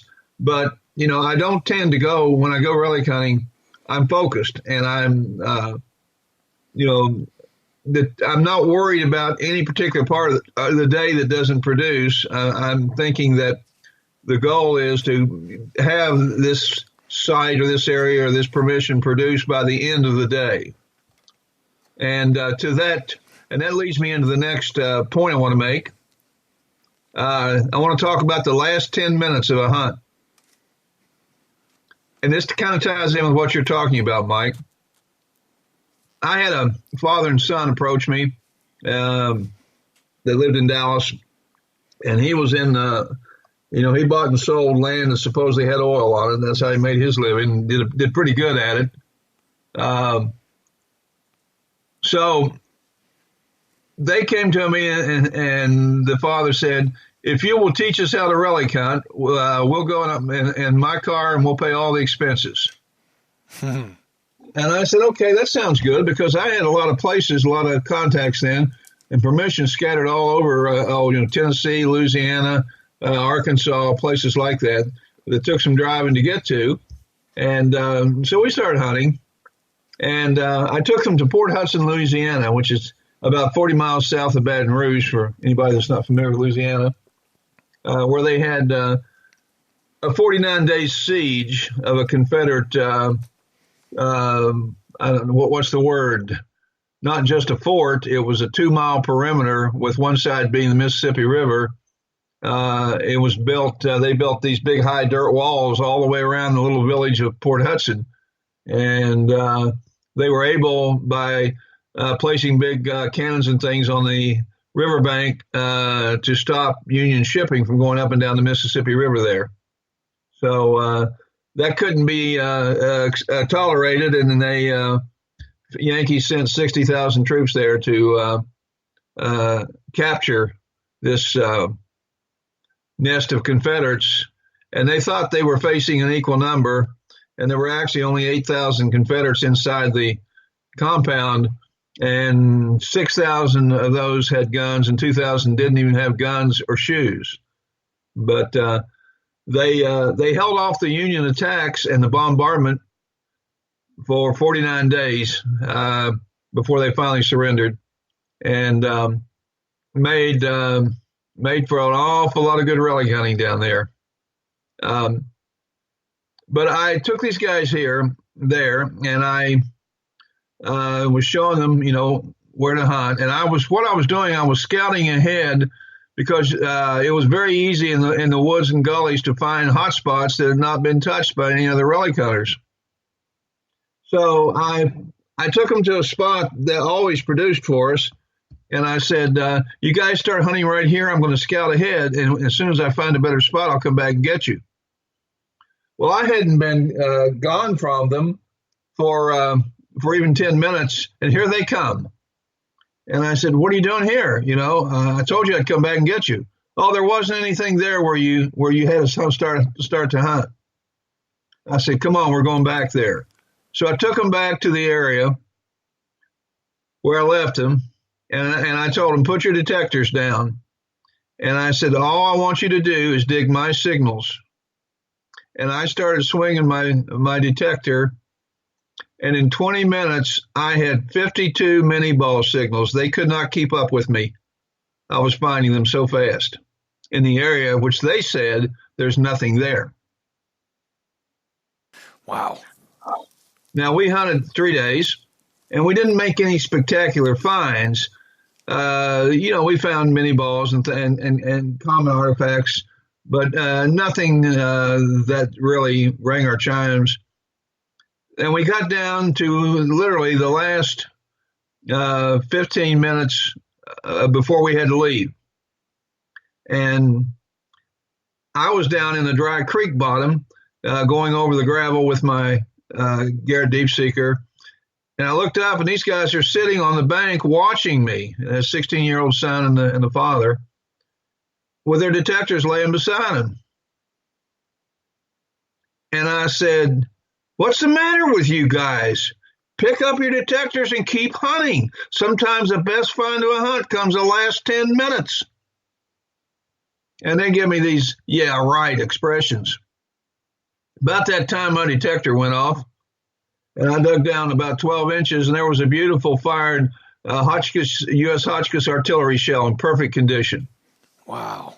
And that was the best find of the whole hunt, and it came within 60 seconds after I told him sometimes the best find comes in the last 10 minutes. That's funny. Absolutely. I looked up, and all I could see was detectors swinging frantically on this. That is too funny. So I think I at least got that point across to them, and I'm hoping it'll be a little easier to get that point across to my listeners. You know, if you're hunting for 6 hours, hunt all the way to the end of the 6 hours. Mm-hmm. You know, don't say, well, you know, you're 30 minutes from having to go home. You're saying, well, this day was a bust. It may not be. One of the guys in our group, Lee Sanzo, who I had the pleasure of hunting with back in the day, Lee was walking across part of the Port Hudson battlefield called Slaughter's Field, and they had he and his buddy been hunting there all day, and they found the shrapnel and minis and stuff, but nothing really terribly exciting. And Lee's walking across Slaughter's Field, and he gets this loud signal, which is typical of the sound a crushed soft drink can makes that's maybe just barely out of sight in the soil. He knows it's a surface signal, that's right. It's not deep at all. And he starts to walk on, and I think he did walk a ways, but something wouldn't let him go. And he says, okay, I'm going to have to go back and dig that soft drink can. So he goes back, and it was a Confederate belt buckle, brass and lead belt buckle. Wow. These things do happen, people. They do happen. They don't happen every time you go out, but if you keep going out, you're going to do something like this. You're going to have a find like this. Mike, you ever had anything like that? Well, yes, but I'll tell you, and one of the biggest things I preach is don't go home at night, crawl in bed and try to go to sleep and then think, ooh, why didn't I dig that signal? Or should I have dug that iffy signal? Dig it.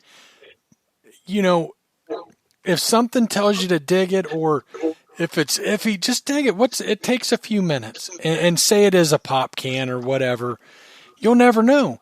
But I can remember years and years ago, first getting into the hobby, finishing up the day, going home, jumping in the shower. By then it's dark, getting in bed, taking a break. You've been out 8-10 hours, and then laying in bed and thinking, oh, I should have dug that. I should have dug that iffy signal, and then wondering what it was. And I just tell people, just dig it. If you got any doubts, if you're curious, dig it, because you don't want to go home and do that. So I think that's great. But yeah, I think we're all drawn to signals. We walked past a target and then thought, why didn't I dig that? I need to walk back and get that. And then it ends up being a great find. We've got a question I want to get to real quick. Bill said, Mike, what are Dorian's thoughts on how barometric pressure and the time of day you're hunting, how does that affect? Do you think that affects signals? I don't have any evidence that barometric pressure does. The time of day, again, that's not something that I have anything I can really contribute on. However, what I can contribute on is that the pull of the moon has an effect on your ability to find deep coins. I think if you will keep records, you will find you get the best depth on silver coins if you have moist soil. And I don't mean like 10 minutes after it stops raining. I'm talking about 2 or 3 days after a rain. You start to get ideal conditions in many soils for depth on coins. But and I know people are going to laugh at this, but an old timer told me this way back in the 70s, and I began to run tests, and I found that pretty much to be like he said, and it is you'll get your deepest silver coins on a full moon. So that's about all I can. Did I lose you, Dorian? I think we lost Dorian. We'll try to. Yeah, we lost. It's saying poor connection, trying to connect. Bill, you and I have talked about this a little bit. I think there is. Now, you said you've been at sites that seem to shut off at a certain time of day. I can't say I've ever experienced that, but I've hunted a site really. I think freezing and thawing. I believe the moon plays a part. I think barometric pressure can absolutely play a part. I don't know what all can and to what extent, but personally I believe a lot of things play a part. Dorian, do we got you back? Yeah, so for some reason, hang on. Okay, let's try now. Relics Radio said, I've always attributed that to the changing tides, even though we are not close to the ocean. I'll tell you a quick funny one. I had a friend a few years ago, I think, might have been longer. He said that he believed the moon affected it. And I'll be honest with you, I kind of laughed to myself. Of course, I didn't laugh at him. And he said, well, if you think about it, look what the moon can do to the tides, and all of a sudden I felt pretty stupid at myself for laughing to myself. He's right. Look how the moon can affect the ocean. Why can't it affect the ground? Whether it pulls moisture up from depths or whatever it might be. I have no proof, I have no idea what different, how different things like barometric pressure, the moon, and that can affect it. But I believe they all can play some part. We've all had a site that we think we've hunted out, and then you go back a month later and you find a bunch more. And Matt and I were just talking about this the other day. He went back to a site he has pounded, him and a couple other people. It's a real small yard, but it produced so much. If he finds himself nothing to do, he'll go back. He found like 4 or 5 in the same hole, tractor keys, small tractor keys. And he goes, Mike, how did we miss that?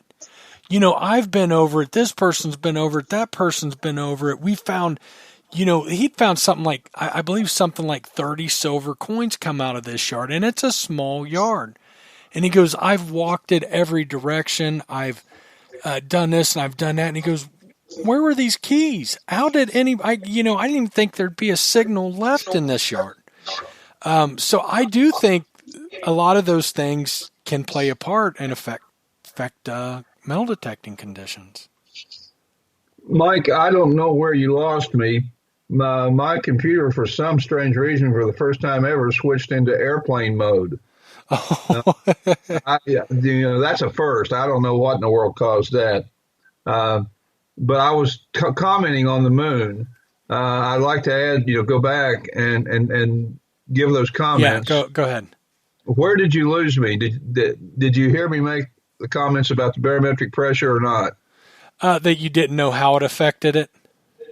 Yeah. Or if it could, yeah. You talked about that, and you had said, you talked about the moon, how you talked to an old timer that said the moon, and you believed it. You heard that then, okay. Yep. Yeah.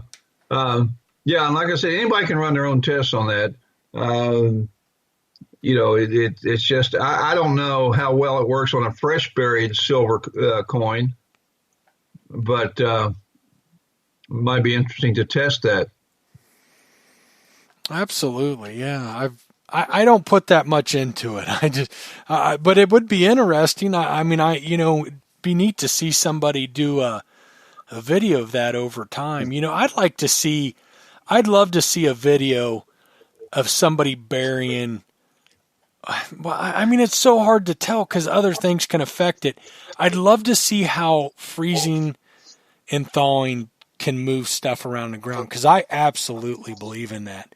I've got had a site in Ohio that produced over 40 silver coins, and in an area, let's say the size of a football field, a little narrower, about the length of a football field and a little narrower. I'm talking like without the end zones. And, I would hunt that and hunt that and hunt it. It was right down the road, and it just kept producing. But then it would stop producing, and I could go back in the spring and find more. It amazed me. Like, how in the world could have I missed this? And here's another reason why I think freezing and thawing can move stuff. Wow, we're way off the subject here, aren't we, Dorian? I have a couple of important things I'd like to get in tonight. Go ahead. We can always talk about this later. We're kind of got off the subject here. And you know what, Mike? That might be a subject for a whole episode, huh? Yeah, maybe we can do that. I wanted to talk about the psychology of your mind when you encounter negative circumstances on a site.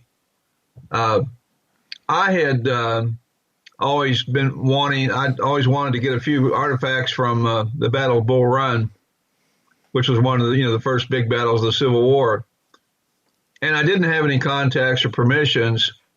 And one of my Garrett dealers up in Northern Virginia told me that the place where they had taken the Union wounded after the Battle of Bull Run was called Fairfax Station, and that it was going to be developed into a housing subdivision, and they were letting anybody who wanted to go in there and metal detect. So I thought, well, that's great. I ought to be able to go in there and at least get a few souvenir mini balls, because anything I find there would have been at the Battle of Bull Run, and it would have been carried by a wounded soldier. So I got there, and it was right beside the modern railroad tracks followed the course of the Civil War railroad tracks. So the soldiers were brought in by train, and they were laid out through the woods or field. Maybe it was a field or pasture then. It was woods then when I was there. And so I parked my car, and I walked up a small bank, maybe 5 or 6 feet high, with a path leading up it. And I go into the woods, all excited about digging a few mini balls, and get the shock of my really cunning career. I look out through the woods, and because the dozers are going to come in and take out all the trees anyway, nobody filled their holes, and the dig holes are 3 feet apart all the way through the woods. And I thought, wow, I guess I can forget that. I had never seen anything like this. So many dig holes so close together. Really? I mean, it's all got to be gone, So I turned around and started to walk back to the car and leave. And then I started kind of chastising myself because I'd already written an article by this time on the psychology of treasure hunting. And I'm telling myself, look at you. You're doing exactly what you told your readers not to do. You're giving up without even trying. You're letting a negative circumstance decide the outcome of the day for you. Yes, I agree. So I mentally kicked myself in the rear, turned around and went back into the woods and thinking, oh, surely I can find at least 1 or 2 minis they missed. People, I want to tell you, the relics started coming out of the ground, and they kept coming. And I'm amazed. I mean, I'm finding a Civil War artifact every 10 minutes at least. Wow. And I come to an old rotten log about a foot diameter and about 20 feet long, laying in the woods there. And I run my big Garrett Deep Seeker with a 14 over top of it, and I get a signal right in the middle of the log. And I'm thinking, well, maybe a bullet in wood or something here. So the log was rotten enough. I broke it apart with my army shovel that I dug with, and checked the pieces of the log, and there was no signal. So I went to the ground right directly beneath where I picked up the signal in the log, and I got a better signal. And I dug down about 14 inches, and I got a U.S. box plate. Wow. And it was perfect condition. And I'm thinking, that was my first U.S. box plate I'd ever found. And so I'm thinking, wow, this day is a winner, even if I don't find anything else. Mm-hmm. So about 15 or 20 feet, as I recall, from where the log where I got the box plate, I get another non-ferrous signal. Check it and discriminate. You hunt VLF, check and discriminate. And I got a bridle rosette off a cavalry bridle. And the rosette is like a brass, it's solid cast brass. It's like a circle with two little tabs, top and bottom, with holes in them where it attaches to the bridle. And it's about 2.5 inches long, maybe 3 at the most. And in the circle is embossed E, the letter E, and then underneath it 2C. Well, when the Civil War broke out, there were only 5 cavalry regiments in the entire United States Army. There was the 1st, 2nd, 3rd, 4th, and 5th Cavalry. What I had was a 2nd Cavalry E Company bridle rosette. And as far as I know, to this day, it's the only one that's ever been dug. Really? It was so rare. It's a super rare piece. It's as rare as a Confederate belt buckle. Wow. So then I go on and I come to, a dig hole that's about 18 inches wide and about 18 inches deep. And I thought, well, that guy must have dug something big out of there. And I ran the coil over the hole and got a really good signal, non-ferrous signal. And I thought, oh, he's left something in the hole. Well, he sure did. He left 36 sharp Hankins cavalry carbine bullets in the hole. And I knew what had happened. Sitting on top of them, it originally had been a complete leather cartridge box. And the plate was on top of the bullets. And the guy picked that up on his detector, dug down, saw the plate, thought that was the item in the hole, and did not check the hole. And what was so neat was that standard issue would have been 40 rounds in the cartridge box, and there was 36 in the hole, which leads me to believe the guy got off 4 shots in the Battle of Bull Run before he was wounded. Interesting. Bottom line, I came out of those woods at the end of the day, exhausted, and I carried 2 pouches. At that time, I had 2 pouches on my belt, carpenter's pouches. One of them had 2 pouches, and the other one had a big 1 pouch. And they were full. It was one of the absolute best days of Civil War relic hunting I ever had in my life. That's incredible. Absolutely incredible. And here you almost defeated yourself before you even got started. Exactly. Yeah. That's my point. Yeah. I looked through the woods and said, wow, this site has to be cleaned out. Mm-hmm. And far from it. So I was able to use that not long after I hunted Robert E. Lee's camp at Mine Run, Virginia.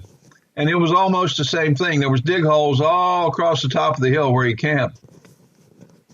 And I went in there and I dug 30-some mini balls, in a couple of hours in between the dig holes. And I thought to myself, okay. And I looked around me, and there was a big creek down at the bottom of the hill, about 4 feet deep and probably 15, 20 feet wide. And there was a new, fresh plowed field on that other side, and that plowed field was tempting me. And I thought, well, I'll just go down there if I can find a place to cross the creek and just go out in that field a little bit and see if there's anything out there. If there is, I'll try to find the owner and get a permission. So I'm walking along the creek, and I come to a stacked rock dam where the water is flowing over about a foot deep, and I'm wearing knee boots for snake protection. So I thought, okay, I can wade that. So I start walking across the top of this rock dam, and I get to the other side, but not quite on the bank. I'm still standing on the dam, and I look down in the water, and about 18 inches below the top of the water, sticking in the side of this vertical clay bank of the creek, is a 12-pound Confederate explosive cannonball, half exposed. I spotted it with my eyes. Wow. So here's my point. How many hunters had been there? How many had made all those holes I saw in the camp?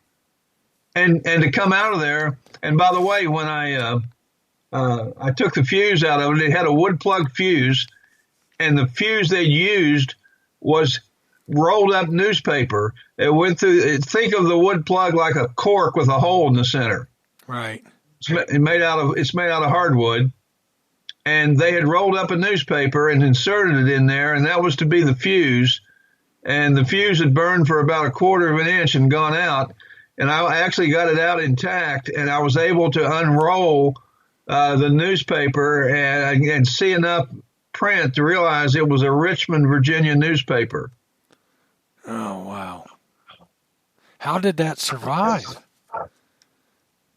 That's a good question. I thought, well, this one's been underwater for 160 years, or 130 some years. So I'm thinking, okay, no problems. The powder's wet.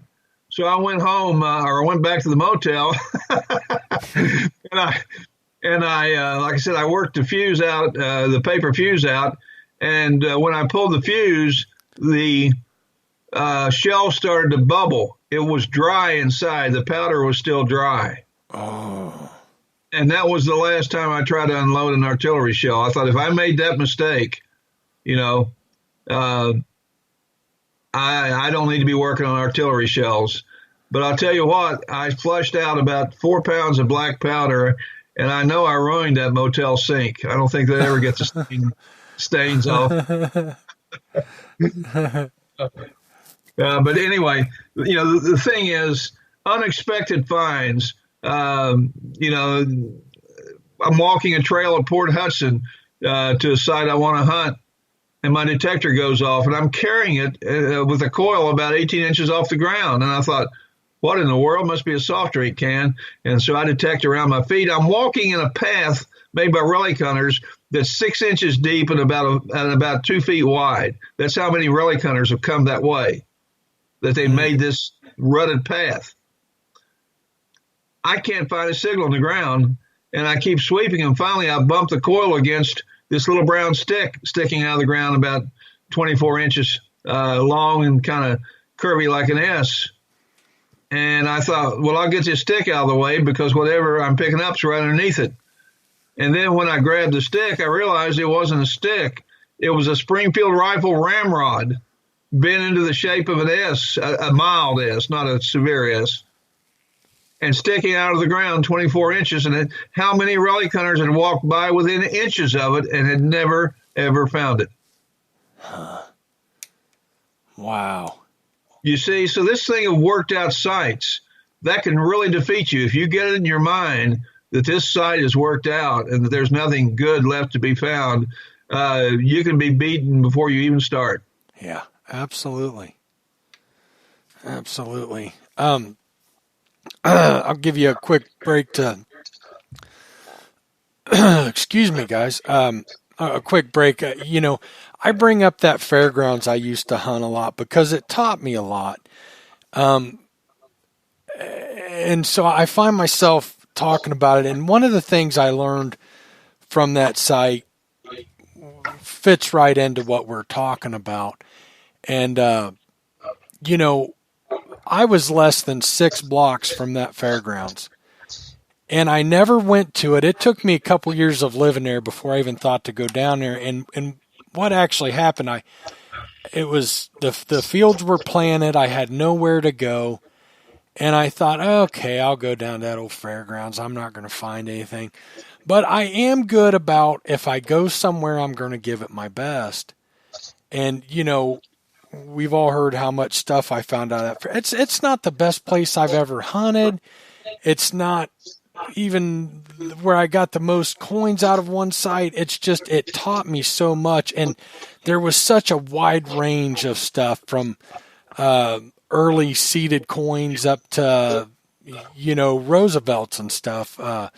It was a neat site, and I learned a lot from it. But, I went in there and I about never went there, because I thought, it's been hunted. There's nothing there. And you just don't know until you do it. And if you're going to go to a place like that, at least give it your all. And maybe it has been hunted to death and you don't find anything or don't find it worth going to, but don't defeat yourself before you even start at a place. Right. Right. Absolutely. And let me kind of segue right in here into what you're saying with what I have as my last major point I'd like to make. Back about, it's been about 10 years ago, I got into what I called the Great Silver Drought, where I couldn't find a silver coin or a piece of silver, a silver ring, nothing silver. I was still using the same detectors that I'd found many pieces of silver with. I was hunting with guys that were, we were pretty close in ability. And we'd go, my main partner at that time, we would go to these old house sites dating back to the 1700s along the Ohio River and stuff. And Mike, I would hunt just like I always did. I would find as many coins as I usually did, but none of them were silver. I'd get large cents. I'd get 3-cent nickels.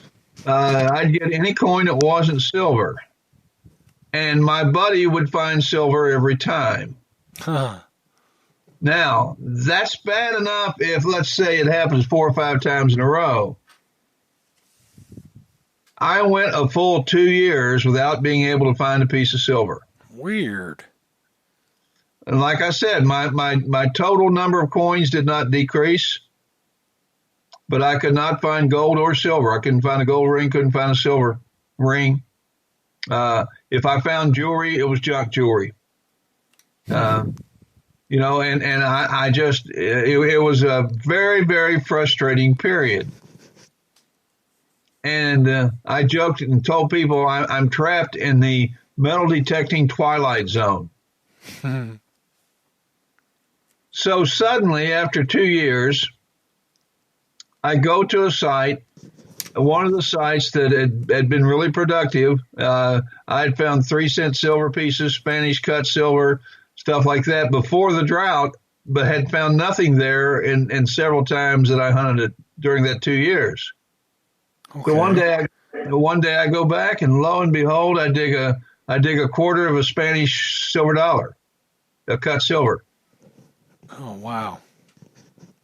And for the next 11 hunts, every time I went out, I found a piece of silver that was in the 1800s or earlier. Okay. The 12th time I went out, I found a Washington quarter that was silver. So I found 12 pieces of silver, one after another, 12 times in a row, but couldn't find a single piece for 2 years. Huh. So sometimes strange things happen in your metal detecting history. I don't have an explanation for it. I can't associate with any major event in my life or anything. But the point is, the only way to conquer is to keep going out. Sooner or later, your luck's going to change.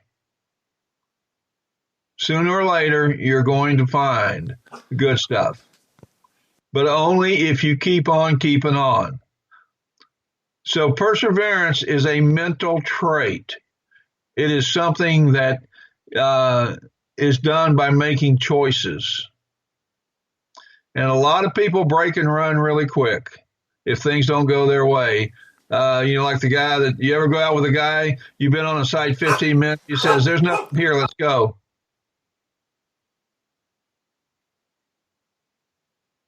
I follow the 2-hour rule on a site. I got into one in Fort Recovery, Ohio.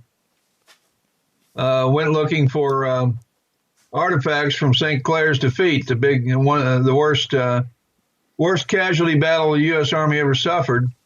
And I'm looking for musket balls because it was fought in the 1700s, 1790s. And they built the whole town of Fort Recovery right on top of the camp of the soldiers. They were attacked by 3,000 Indians, and out of the 1,200 men, I think about 800 were killed outright. and there were 200 women following the Army, women who performed various services I won't go into. Right. And they slaughtered half of those, too. And the survivors retreated back to Fort Washington and Cincinnati. And they said that it was winter, it snowed, and it was freezing. They said the road all the way back to Cincinnati was, had bloody bodies. So it was a pretty major thing. So I'm thinking, if I can just find a piece of ground, open ground, I'm bound to find a few musket balls, because they fought for hours. And I was driving through the town, all disappointed because I realized they had built it right where I wanted to hunt. And then I saw on a corner of a little side street on Main Street, there was a vacant lot where something had been torn down and bulldozed, and it was fresh dirt. And I found the owner and got permission to hunt. And I hunted. I tell you, it was the most trashed out site I'd ever seen in my life. Not just iron, it's can slaw, pull tabs, you name it. And I hunted hard with my Fisher 1266X. Old Faithful had found a lot of stuff for me. And after 2 hours, I had a big goose egg. I had nothing at all. Just all kinds of ringing in my head from all the trash signals. And I'm thinking, man, this is the only permission I'm going to have here. This is my only chance to find a musket ball. And I've got to find something, and I decided to start digging some of the signals I'd been rejecting as trash. So if it sounded good one way, bad the other, I started digging it. And the first one I dug was a mercury dime. And I thought, well, that's interesting. So I started listening for more of these same kind of signals, and I started finding coins. And after 2 hours of nothing and nothing but frustration, and I quite frankly, if I were guessing, I would say 75% of all metal detector users in that situation would have left, would have just given up. Right. I ended the day with 50 coins, 32 of them silver. I had seeded stuff, barber stuff, modern stuff. It must have been a church they tore down, because I had gold religious medals, and I had 5 big musket balls from the battle. So my goal was achieved, plus I had one of the very best silver days I'd ever had in my life. So remember what Dorian's 2-hour rule, and don't get antsy because you haven't found anything the first 2 hours. Tell yourself, my best finds are going to come later in the day. I'm just going to keep dogging this site. Right. And you'll be surprised how many times that turns out to be true. And you'll be telling other people about it. Yeah. That's a great point, Dorian. Absolutely. Absolutely. Dorian, are we close to wrapping it up? That's it. Okay. I've covered everything on my agenda, and we're just about right on time for a change, aren't we? Right, we're doing good. I'll tell you, I'm feeling a little upset to my stomach. I think I need to get up out of this chair and walk around, and feeling a little queasy, but not horrible. Not horrible. I've had worse. Well, that's good. I mean, not good that you had worse, but you know what I mean. Oh, this is interesting. I've never heard this. Bill Marsh says, does Dorian have any insight on the local governments ordering canned slaw aluminum scrap dumped over or near historical sites to deter detectorists, specifically in Virginia? Can't remember the exact site. He was saying airdropped. Airdrop. No, I have not run across that. I do remember that the National Park Service planted iron slugs around certain areas of some of the big battlefields, not realizing that the detector owners could just discriminate them out. Huh. Wow. I know we had Mike Smith on the UK podcast, and he found the chariot that was in the news earlier this year. Huge discovery over there. and the archaeologists and stuff came in and put, I don't remember what they put down, but they put something down to deter people from coming in if they did find the site, but to keep them from being able to get on it. So, Bill, I guess landmines would work. I'm sorry, what's that? I guess landmines would work. Right. Bill said they moved to aluminum after the iron failed. I've never heard of either one of those, but I can't really say I've ever. Let me pass something on to Bill. I think he'll get a laugh out of. It was just a few years ago, Bill. I made my second. I was up in Pennsylvania, and I made my second detour over to Gettysburg. So I'm at the high water mark, right where Pickett's Charge ended, right?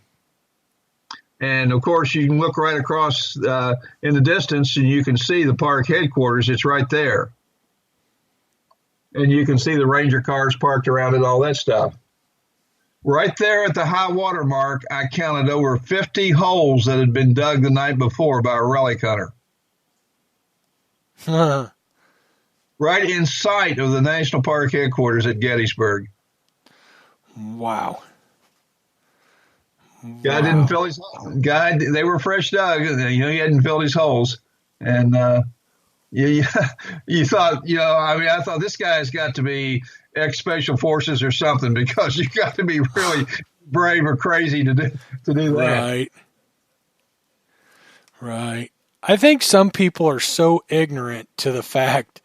I really do. I think, they get a metal detector. They don't read a single rule. They don't look at, they don't get on social media or forums or websites and look up anything, and they just think they can go wherever they want and dig a big hole and don't fill it in.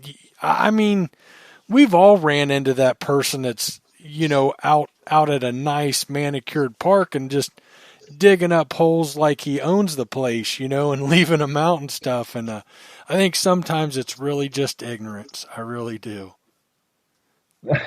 Well, I can vouch for that. The first time I ever relic hunted, I went to Perryville, Kentucky, and I didn't know it was against the law to metal detect in the Kentucky State Park. So I go right outside on the grassy slope right behind the ranger station and the museum. Oh, goodness. Yeah, I'm out there swinging my detector, and two rangers come out the back door, and they stand there watching me for about 20 minutes, talking to each other. Then they go back in and never said a thing, never stopped me. And so I didn't find out till after the hunt that I was breaking the law, but they watched me carefully fill my holes and everything. Apparently they didn't see me as a threat. Oh, that's funny.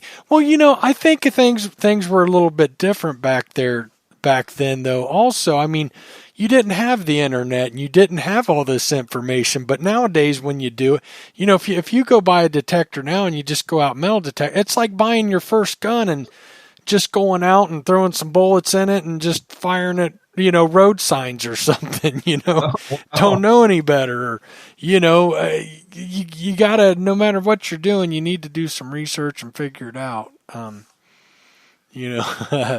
But I think that's funny. A little different back then. I can see, hey, you didn't have the internet you could jump on and say, hey, I wonder what rules are here, and so that's a little different.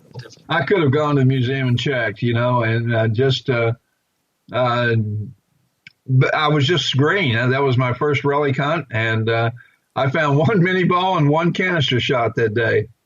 And it would be 40 years before I would find another mini ball at Perryville. Really? Yeah. Wow. But the nice thing about it, that one mini ball now has another 100 to keep it company. Yeah, there you go. Oh, that's great. That is great. Well, let's if we're done, let's wrap up the show. And after the 3-hour show last night and 2 hours tonight, I'm more out. I'm more out. I hate sitting so long. It's hard for me to sit. I like the shows. I like the long ones, but last night I got done with it and I told Steph, I said, I'm glad we only had 3 hours of record time, because if we had more, I don't know if we'd have been done by midnight. That was so much fun, and those guys were on such a good roll. I don't know when that show would have ever ended last night.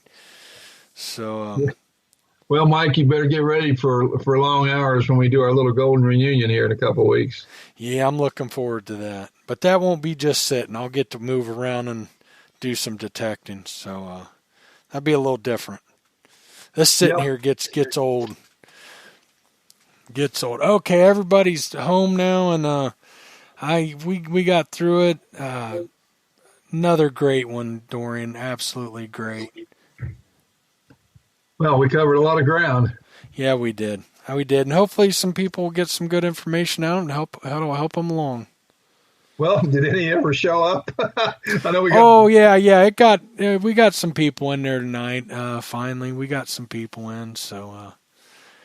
Yeah, and most of the time, I don't know what it is. It's really hard to get people into chat. It's our first, during the live show, we don't get a lot of listeners, but they come in by the end of the week. Or each day, we get more and more listeners. I think a lot of people listen to it on their commute and stuff, so I don't worry about the numbers and stuff. People will tune in and catch it later. They'll catch it later. Well, then we'll look forward, I guess, to getting back with everybody next Tuesday, huh? At least for me. Absolutely. Before we go, check out All Metal Mode on Facebook, All Metal Mode UK. We dig the Civil War headquarters. That's Dorian's group. I'm telling you, is that a cool group. So much knowledge being shared, good stories.